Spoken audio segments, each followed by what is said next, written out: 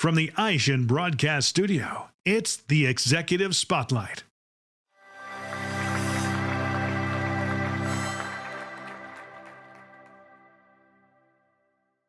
Welcome to the AutoSuccess Executive Spotlight. I'm your host, Brian Ankney. Today our guest is Michael Aufmuth from Elite F&I. Welcome, Michael. Thank you. Thank you for having me. Is this your first time in Akron? It is, yes.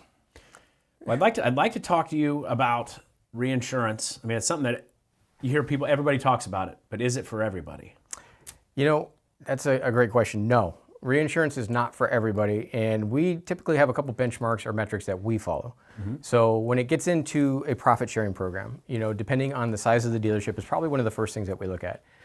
Some stores, depending on how many contracts they're selling, that's the first benchmark that we look at. So if you're doing, you know, 10, 15 contracts a month, if that's like kind of an entry point, we're looking at a retro. A retro is a safer profit sharing program that's easier. You don't have to form an outside company. You don't have a lot of moving parts. It's very easy to get into. It's very easy to sign up for. Once you graduate past that, once the dealership's doing 20, 25 contracts a month, now we're talking about forming a reinsurance. And that's kind of the beginning phase of it, I would say. So once you hit that metric and you're doing 20, 25 contracts a month, I'm looking at, okay, the dealership's not in a profit sharing program. We need to be talking to them about it, but we're also looking at some of the other factors that are involved, right? So is the dealership's inventory a good fit for a reinsurance? Do they have high risk vehicles? Do they have high mileage vehicles? You know, and then we start looking at how that's going to shape into the program that we would build for them.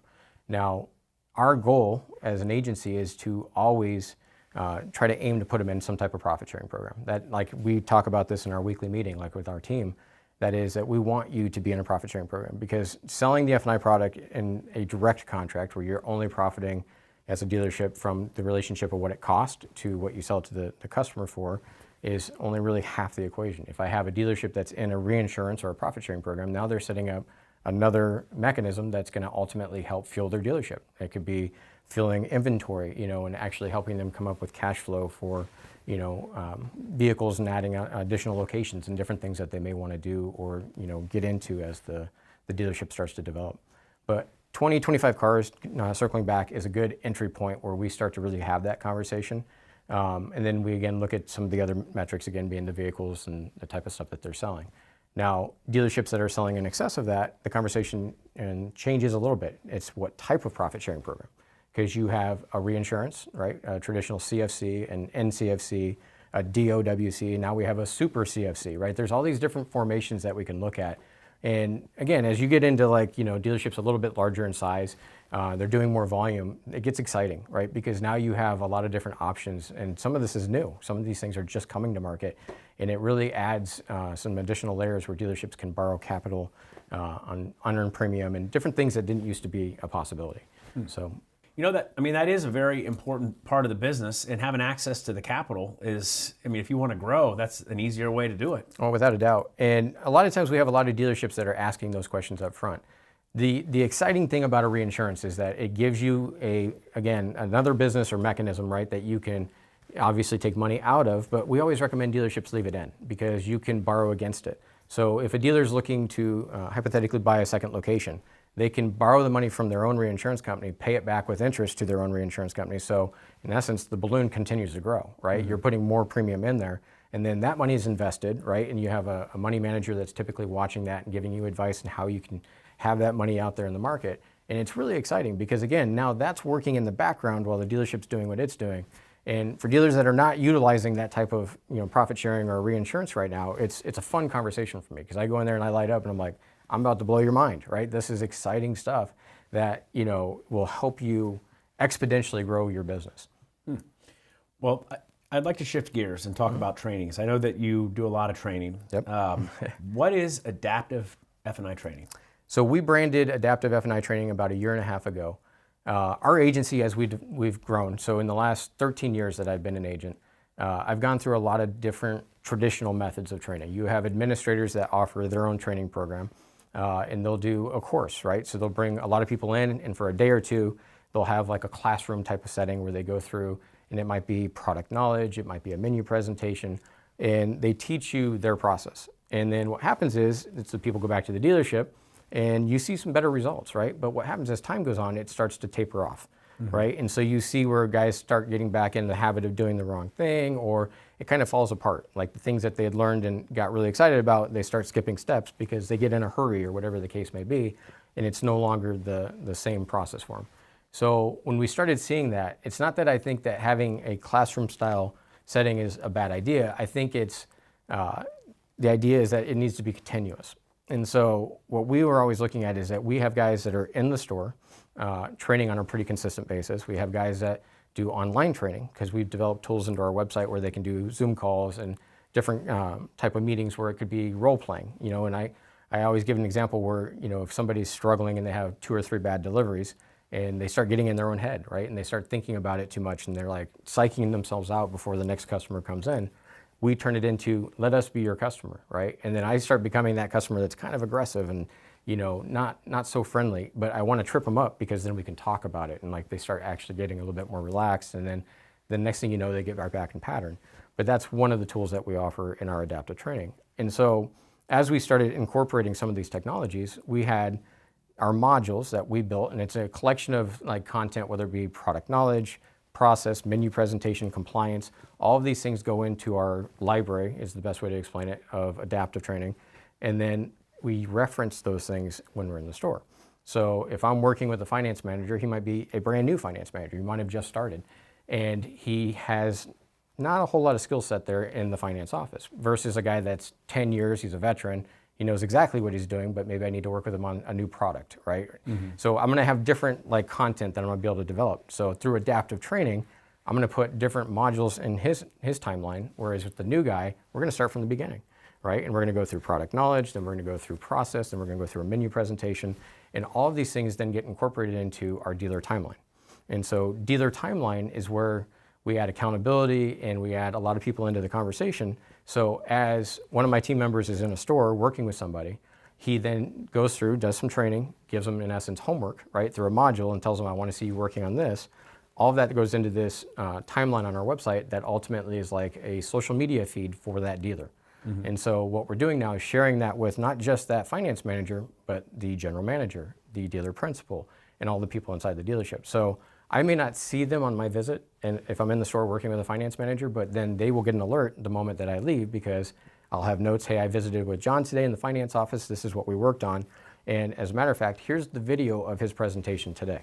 And so it adds accountability because now he knows the general manager and the owner and everybody's tied into that, and they start to see the progress as each visit actually transpires. So the idea of adaptive training is to kind of create a system, an ecosystem where we have a starting point and a continuous improvement, and there's never really an ending point. And so when we go into a dealership, it's always just about improvement. And I joke with every dealer partner, I don't bring you donuts. I'm not that guy. I don't go in there with trays of food. I'm not coming in here just to like wow you with goodies and stuff. I'm in here to work with your team. And the idea is that we're gonna come in here and actually do something that's developing and actually taking you to another level, right? To make you better. And if we do that, then I feel like we've won, right? But in the process of it, I don't want to say that I'm doing it alone. I want everybody to be involved. And so as I do it, I have like general managers and I have owners, even last week, writing full, 2-paragraph things back to me of like, hey, I watched this in this video and I really like this, this, and this, but I really want to see them work on this, this, and this. So the next time we go in the store, we know right where to start and where to pick up. And then on top of that, the content that we're doing on our website is also measured. And so everything that we're building is from our team. It's not like third-party content of like something that's kind of generic. It's the process that we're implementing. And then as we implement that, we score them.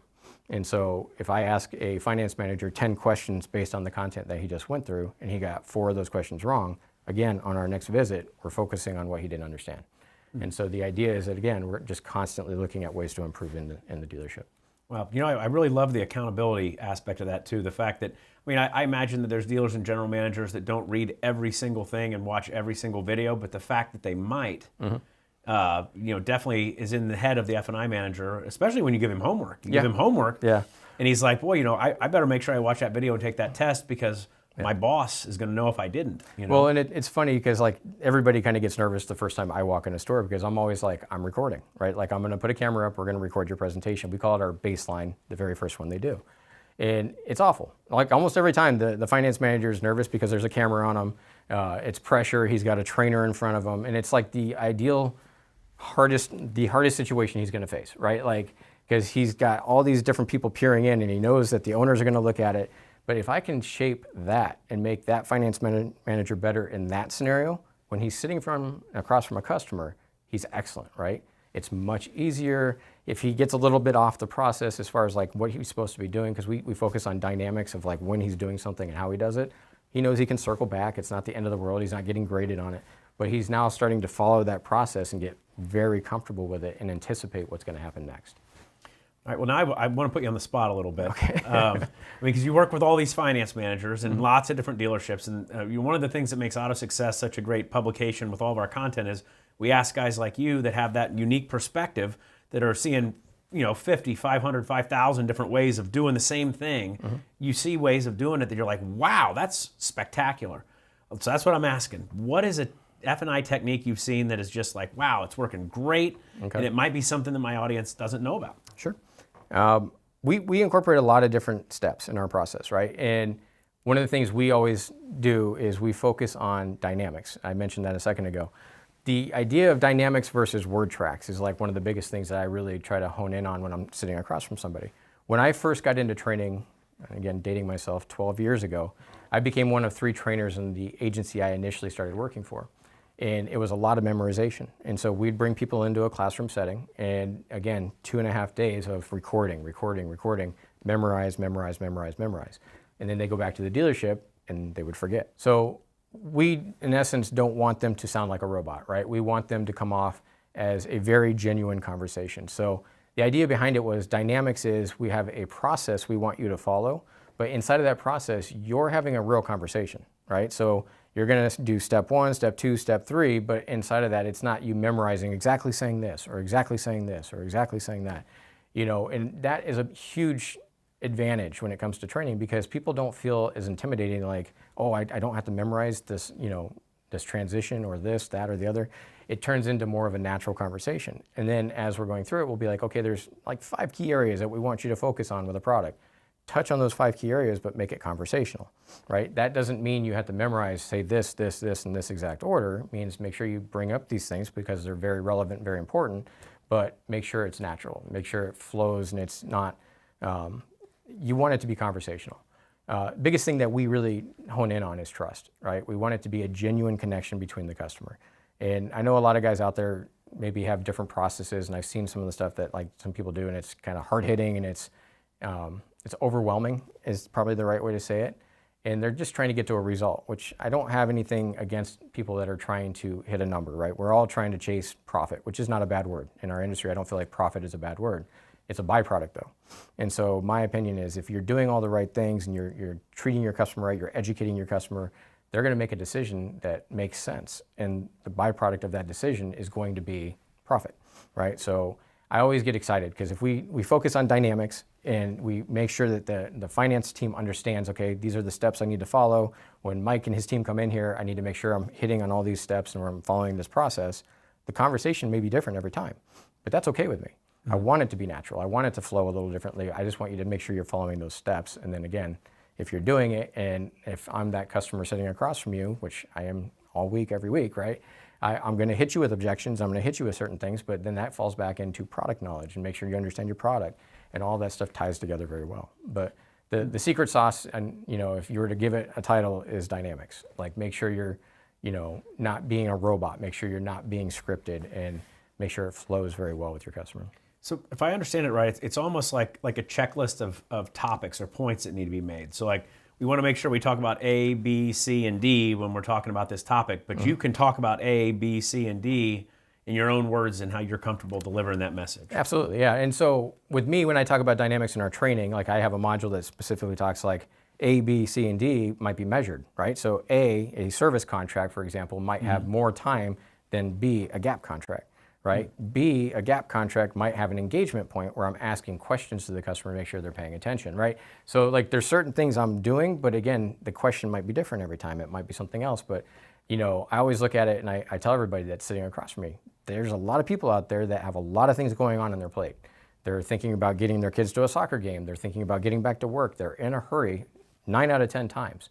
So how do I keep them engaged? How do I keep their focus?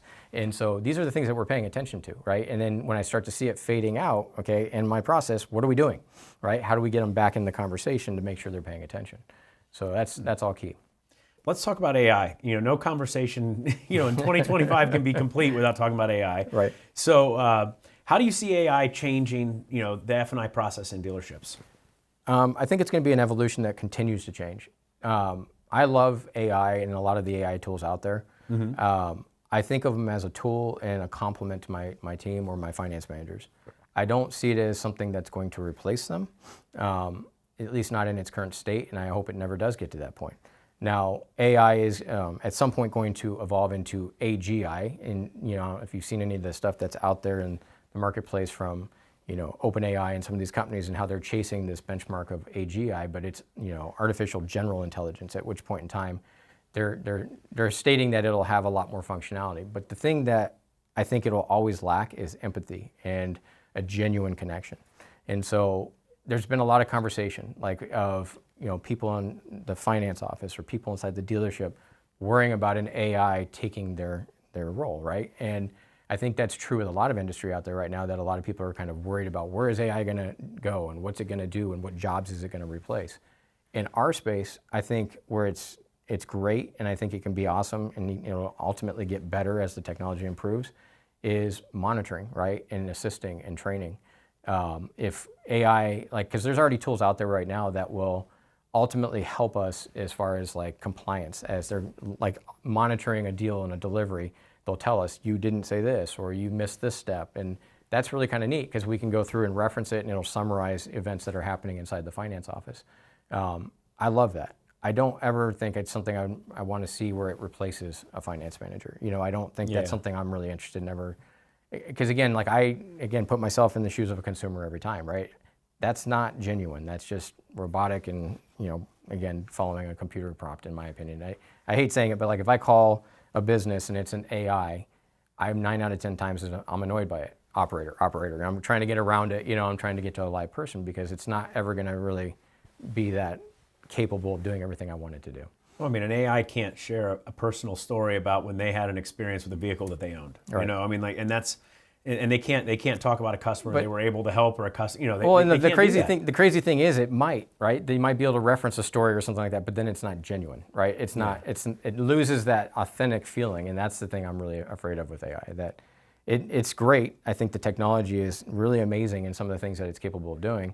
It evolves. It seems like every couple months there's a new version or something different coming out. So, some of the things that we've done is in our training is kind of kept AI out of a part of it because I don't want to put something in and then 2 months later it's obsolete because I feel like that's changing so rapidly right now. But I do think it'll reach a point where it becomes, it's already at the point where it's already a normal. I think everybody's using AI to some capacity right now.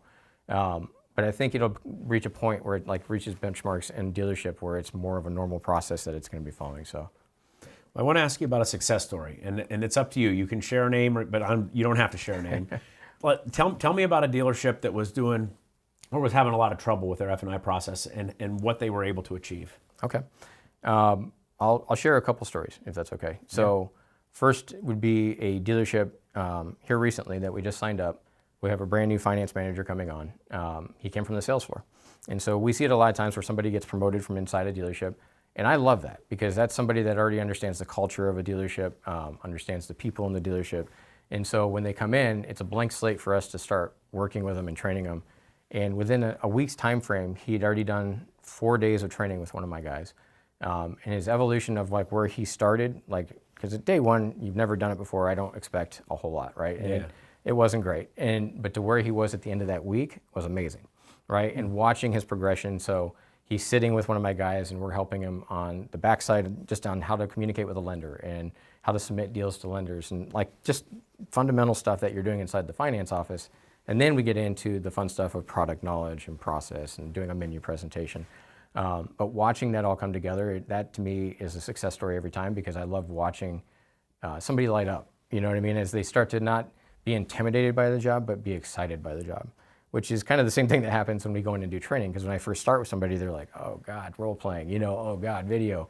But then they get to a point where they're like, see if you can stump me now, right? Let's see what you got, And so it turns into this evolution. And that to me is always going to be, that's a generic success story for you, but what we chase, right? Because in the end, I love watching and I love developing people. And I think that's always going to be one of the things that I love the most about what we get to do is, again, working with different people and trying to help them just get a little bit better or teach them how to handle certain situations. That is always fun to me.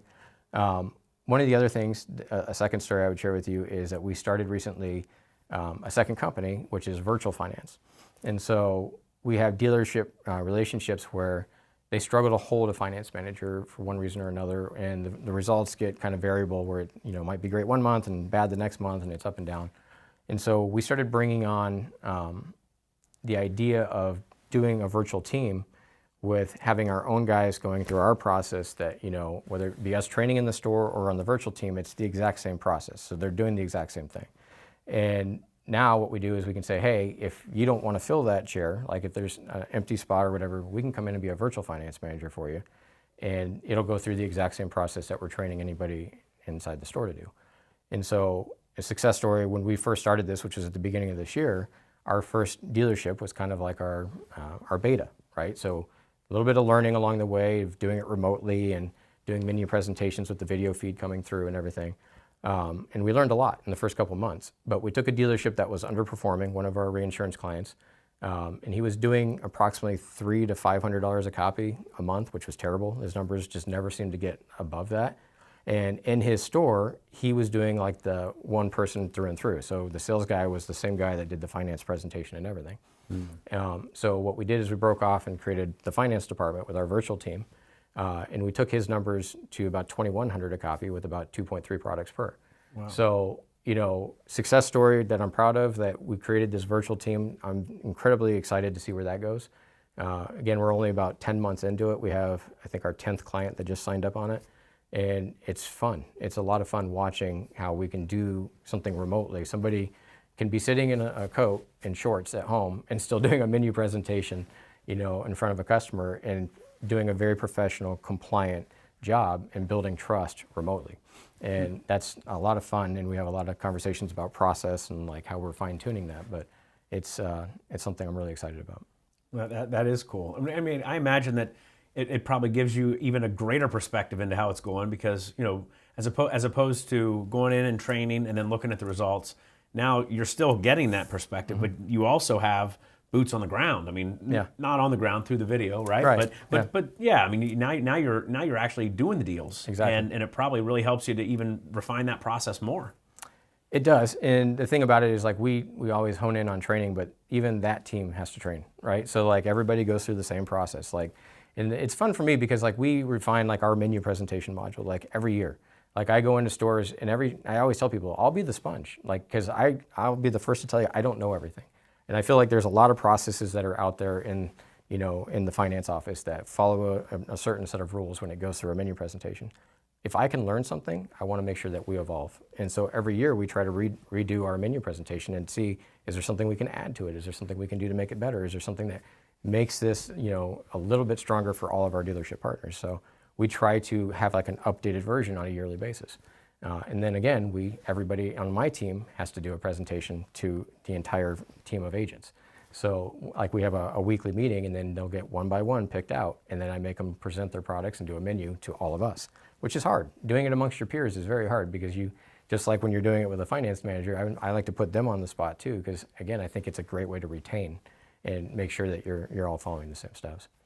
Well, I appreciate you coming in today. Is there anything more you'd like to share with our audience? I mean, I love this industry. I think the biggest thing to me is that anything inside the finance space is how do we keep it genuine? How do we keep it real?